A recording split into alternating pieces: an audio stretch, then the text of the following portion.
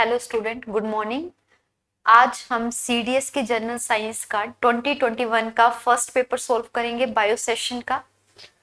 सबसे पहले आपका फर्स्ट क्वेश्चन है, cell wall is not present in cells of. Cell wall कहाँ प्रेजेंट नहीं होती? आपने प्लांट सेल और एनिमल सेल का डिफरेंस पढ़ा होगा, ठीक है। सबसे पहले बैक्टीरिया, बैक्टीरिया की जो सेल वॉल है वो किससे बनी होती है? पेप्टिग्लाइकोजन से, ठीक है। सेकंड है प्लांट्स, प्लांट्स की जो सेल वॉल है वो किससे बनी होती है? सेलुलोज से, ठीक है। थर्ड है फंजाई, फंजाई की सेल वॉल किससे बनी होती है? आपकी काइटन से। तो ऑप्शन डी जो है ह्यूमंस, ह्यूमंस यानी एनिमल सेल है, और एनिमल सेल में आपको पता है सेल वॉल प्रेजेंट नहीं होती है। सबसे बेसिक डिफरेंस है ये आपका सेल वॉल का प्लांट सेल और एनिमल सेल में। प्लांट सेल में सेल वॉल प्रेजेंट होती है और एनिमल सेल में सेल वॉल प्रेजेंट नहीं होती है। और एनिमल सेल में तुम्हारे कौन से आते हैं? ह्यूमंस आते हैं, ठीक है। तो ऑप्शन डी इसका राइट आंसर होगा। नेक्स्ट क्वेश्चन है, a child receives a tall beautiful plant as a birthday gift from his father. एक बच्चे के बर्थडे पे उसके फादर ने उसे एक टॉल प्लांट दिया।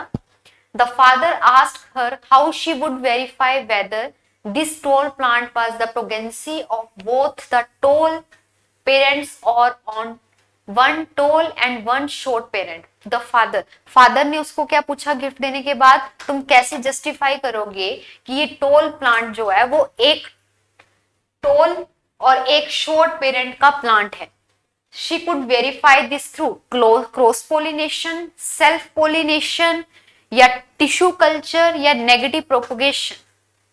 कि एक फादर ने बच्चे को गिफ्ट में टोल प्लांट दिया और उसको बोला कि इसको प्रूफ करे कि ये जो टोल प्लांट है ये एक पेरेंट, टोल पेरेंट का और एक शॉर्ट पेरेंट का प्लांट है। तो किससे जस्टिफाई करोगे? क्रॉस पोलिनेशन आपको पता है वन प्लांट से दूसरी प्लांट से होती है पॉलीग्रेन्स के जरिए, ठीक है। सेल्फ पोलिनेशन क्या होती है? अपने ही प्लांट से सेल्फ पोलिनेशन करना पॉलीग्रेन्स के थ्रू, ठीक है। तो इसका राइट आंसर जो है वो है आपका सेल्फ पोलिनेशन। ऑप्शन बी इसका राइट आंसर है। ऑप्शन बी इसका राइट आंसर है self pollination. A student was doing an experiment on increasing the cell division among plants. She asked her supervisor to suggest the specific plant hormone for the same. Had you been her supervisor, which plant hormone would you suggest? कि कौन सा plant है उसके hormones में cell division होती है, उस group को आप क्या बोलते हो? देखो तीन चीजें मैं यहाँ पे क्लियर करूंगी। सेल डिवीजन, सेकंड तुम्हारा ग्रोथ, ग्रोथ को कौन बढ़ाता है? सेल डिवीजन में कौन सा ग्रुप काम करता है? ग्रोथ में कौन सा ग्रुप काम करता है? और ग्रोथ को कौन रोकता है? वो कौन सा ग्रुप काम करता है? सबसे पहले तो इसका आंसर देख लेते हैं कि सेल डिवीजन कौन सा ग्रुप करता है। तो वो करता है आपका साइटोकाइनिन। साइटोकाइनिन क्या करता है? सेल डिवीजन करता है प्लांट्स के हार्मोन्स की, ठीक है। दूसरा ऑक्सिन क्या करता है? ग्रोथ बढ़ाता है, प्लांट के हार्मोन्स की ग्रोथ बढ़ाता है ऑक्सिन। एब्सिसिक एसिड क्या है? ये ग्रोथ को रोकता है, ठीक है। तीन हो गए clear.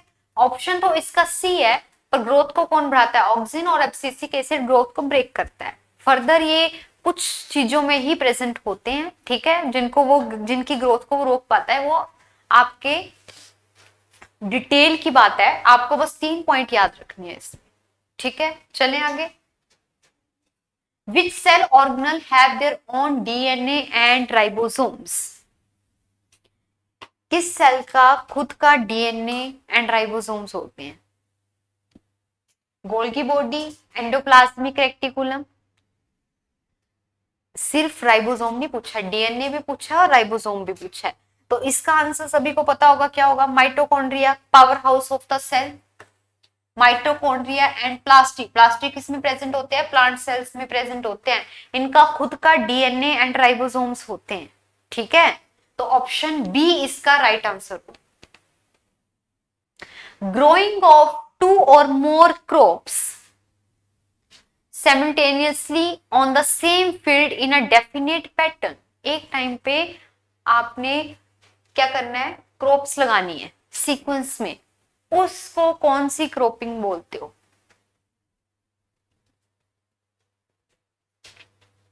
Growing of two or more crops simultaneously on the same field in a definite pattern. Definite pattern में आप क्रॉप को लगा रहे हो तो आप उसको कौन सी क्रॉपिंग बोलोगे? Inter cropping. क्या बोलोगे? Inter cropping. B option is a right answer. चलें आगे। Which of the following statement about the fission, fission होता है टूटना, फ्यूजन होता है जुड़ना, ठीक है, is correct. It is related with the creation of new individual by means of cell division in unicellular organism. Fission यानी टूटना, यानी डीएनए की रेप्लिकेशन होना। डीएनए की रेप्लिकेशन में क्या होता है? पेरेंट सेल से दो डॉटर सेल बनते हैं। एक पेरेंट सेल से क्या बनता है? दो डॉटर सेल बनते हैं। एक पेरेंट से दो डॉटर सेल बनेंगे, यानी फ्यूजन होना। फ्यूजन क्या होता है? जुड़ना। It is related with the creation of new individual by means of cell division in a unicellular organism. It is related with the transformation of heavy nuclear into smaller nuclear. Heavy nuclear से क्या हो रहा है? Smaller दो। आपको पता है nucleus half नहीं होता, एक न्यूक्लियस से ट्रांसफर एक न्यूक्लियस हो रहा है, दूसरे न्यूक्लियस से ट्रांसफर दूसरा न्यूक्लियस हो रहा है, ठीक है। तो ये भी स्टेटमेंट ठीक है। It is related with the creation of heavy nuclear by means of combining two higher nuclear. ये स्टेटमेंट यहाँ पे गलत होती है, तो तुम्हारी ऑप्शन फर्स्ट एंड सेकंड क्या होगा? ठीक होगा। Option C is a right answer. It is related with the reaction of new individual by means of cell division in unicellular organism. It is related with the transformation of heavier cell to smaller nuclei. यानी एक parent से अगर दो daughter cell बन रहे हैं तो एक न्यूक्लियस से दो न्यूक्लियस की ट्रांसफॉर्मेशन हो रही है, पर उसके कंपैरिजन में क्या होंगे? वो स्मॉल होंगे, ठीक है। An antibiotic is not useful against a virus, whereas is a vaccine is. आपने correct explanation ढूंढनी है। Which one of the following is the most appropriate reason for this? कि एंटीबायोटिक इतनी इफेक्ट क्यों नहीं करती है जबकि तुम्हारी वैक्सीन वायरस पे इफेक्ट करती है?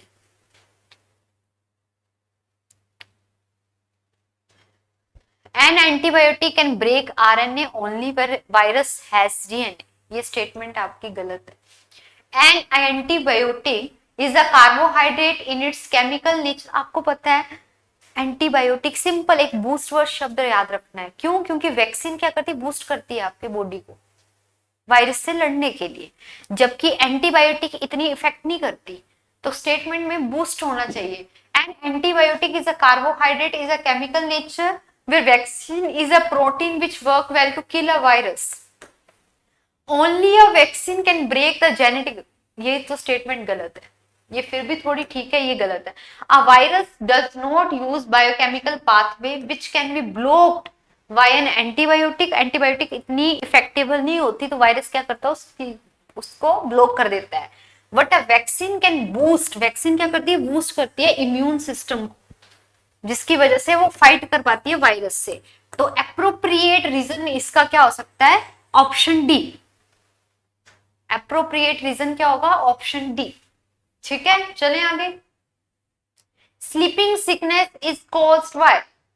Sleeping sickness is caused by, तो trypanosoma is a right answer. Option A, ठीक है। Which one among the following is a free living animal? Free living का मतलब हर जगह प्रेजेंट हो, हर जगह मिले आपको। कौन होगा? प्लेनेरिया, ऑप्शन डी, ठीक है। Which of the following is the structure of cardiac muscle cell? Cardiac muscle cell का स्ट्रक्चर क्या होगा? कार्डिक मसल सेल का स्ट्रक्चर क्या होगा? Cardiac muscle cell cylindrical, unbranched and multinucleate, spinal shape, unbranched and uninucleate, spinal shape, branched and uninucleate, या cylindrical, branch and uninucleate.